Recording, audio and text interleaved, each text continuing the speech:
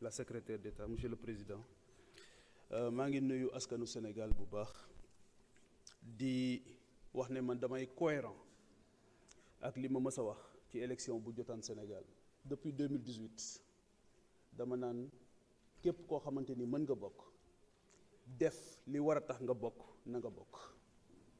Une élection inclusive sax ay tappale yu feeñ la ci at yi rek mais une élection elle est transparente et régulière. Élection du ñëpp du ku bëgg a bokk rek bokk dafa am ñoo xam ñooy réunir ay critères pour ñu mën a bokk Sénégal rek la ñuy wax élection inclusive. Une élection elle est régulière elle est transparente loolu c'est une précision. Beneen bi mooy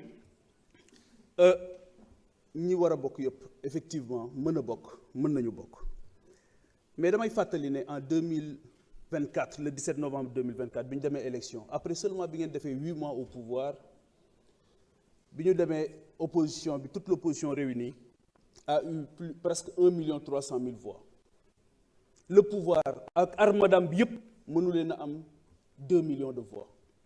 Cela veut dire quoi? Cela veut dire qu'aujourd'hui les Sénégalais ils n'en ont cure de l'article L29 et L28 seen yoon nekku ci leneen la ñuy wax. Am na léegi ñu reetaan parce que dafa am ay borom kër yu bari yu renfale ci Pikine bëgg ñu dimbali leen 50 000 francs yu ñu tabaské am na ñu ko reetaan parce que xale yi dañu leen wutal liggéey ba pare te ñoom amuñu liggéey la plupart d'entre vous ñoom ñoo leen wutal liggéey mais parce que aujourd'hui ñemewu leen taxaw fii wax xëyu ndaw ñi ñemewu leen taxaw fii wax nekkinu askan wi. Aujourd'hui les étudiants tués, les étudiants sous contrôle judiciaire, aujourd'hui les enseignants ponctionnés.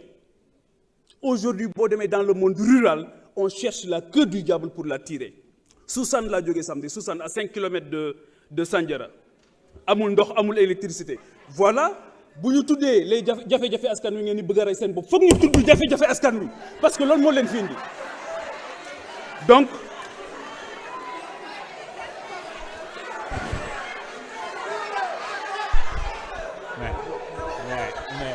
mais bu yàq sama pupitre bi bu yàq sama pupitre bi bloqué nañ. S'il vous plaît chers collègues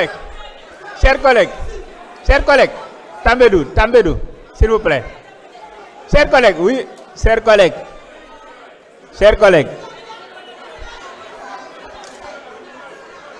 bàyyi leen ko mu yeggali ngir yàlla bàyyi leen ko mu yeggali s'il vous plaît bismillah. S'il vous plaît. Je parle pas. Non, waaw noppi leen ngir mu wax. Non, c'est bon, le chrono est arrêté. Non, on remet le chrono à 3 minutes. Non. Non, j'ai pas parlé. Mais 6 secondes, dinaa la yokk 6 secondes, c'est pas problème. S'il vous plaît, chers collègues.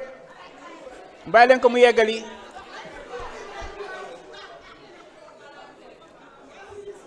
xam nga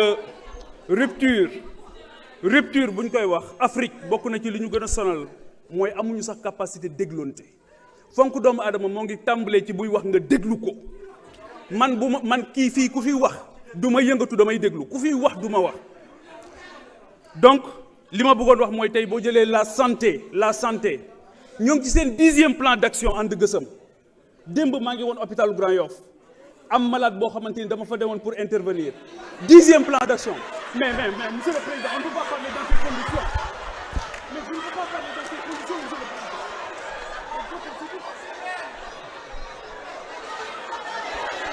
Je ne peux pas parler dans ces conditions. Chers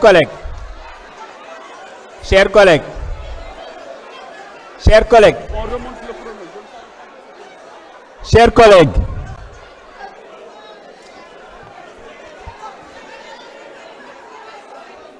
Je ne parle pas dans ces conditions. Chers collègues.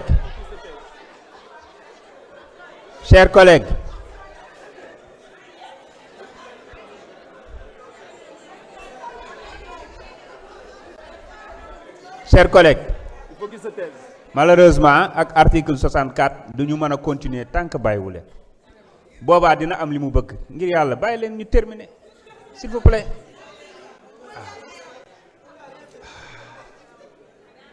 Il en a le droit tant qu'il y a du bruit dañuy obligé arrêter ba ngeen pare ñu commencé waat même bu ñuy dem ba minuit bàyyi leen ko mu terminer.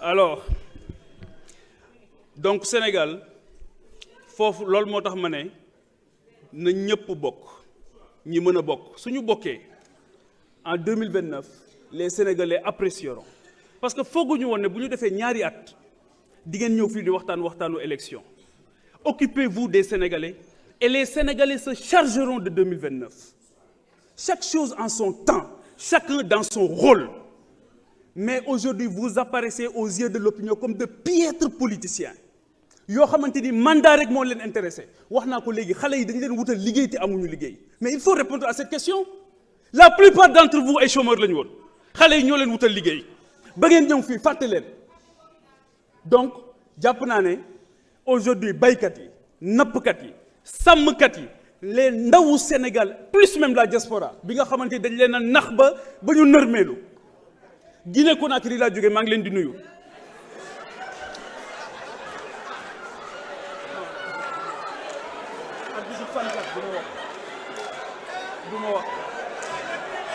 du ma wax président du ma wax mënu ma wax ci di man suñu wax damay ci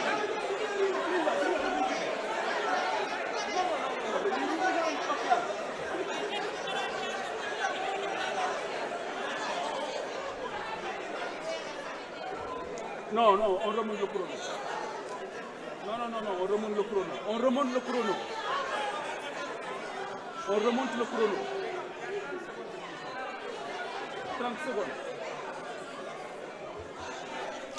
Alors li ma bëgg a wax mooy bu ñu fàtte mukk te dama koy dénk sama morom di ko dénk honorable député yëpp bu ñu fàtte mukk ne li ñu fi indi mooy askan wi te mënuñu fee nekk wax ba wàcc te bàyyiwuñu leen xel ay jëmm indiwuñu fi un député n'a pas un mandat impératif le mandat impératif c'est le deuil de la représentation nationale dafa am ñu fi indi te Cheikh Mouhamadou Fadilou Mbacké moo doon wax ne radiyallahu taala anhu daf doon wax ne kilifa bu nekk war ngaa ëppale sa bopp sa njaboot saa bu ñu amee soxla seen xel jël la te sénégalais yi ñoo leen di fay ñoom ñoo leen fi indi ñoo leen jox carburant ñoo leen di jox essence ñoom waxuñu leen ne bu ngeen fi ñëwee nekk leen fi di samba mbayaan ñi nga xamante ni jàpp ngeen ne ñoo leen fi indi soyez redevable à ce vaillant peuple du Sénégal sama xarit bi léegi sama wóllëre dafa wax ne dafa wax barki borom Touba man it maa ngi koy wax ne ko barki borom Touba Sénégal ay sonn nañ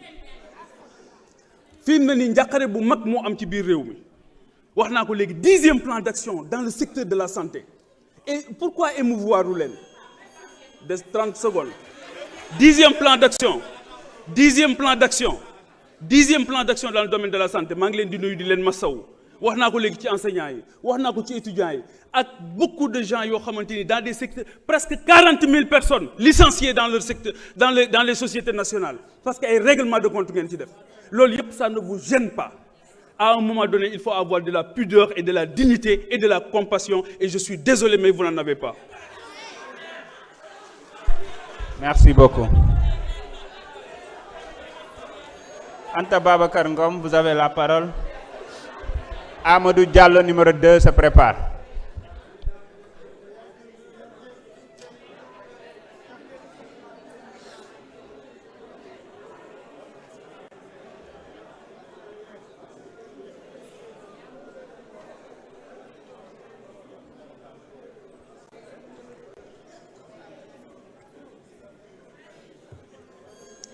Salam alaikum, Monsieur le Président, Monsieur le Ministre, Madame la Secrétaire d'État, chers collègues. Au moment où nos voisins du Mali sont aujourd'hui assaillis par des attaques djihadistes, ils sont exposés à des ruptures stratégiques majeures. Au moment où notre économie s'enfonce dans des profondeurs sans précédent et des profondeurs préoccupantes, j'attendais de la représentation nationale une posture à la hauteur des véritables enjeux et des véritables priorités de notre pays, le Sénégal. Or, le débat qui nous est proposé aujourd'hui nous éloigne réellement de ces priorités. Je suis profondément convaincue que la problématique des peines accessoires que soulève l'abrogation de l'article 30 n'est pas anodine. Elle touche au cœur même de notre démocratie et de notre équité judiciaire. Donc, effectivement, on n'a pas besoin de ces peines accessoires dans le code électoral. Mais l'article L34 du code pénal permet déjà aux juges de se prononcer sur la perte des droits civiques.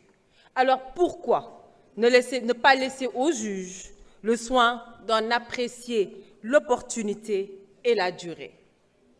Donc, au-delà du fond, c'est votre démarche, chers collègues, qui intéresse.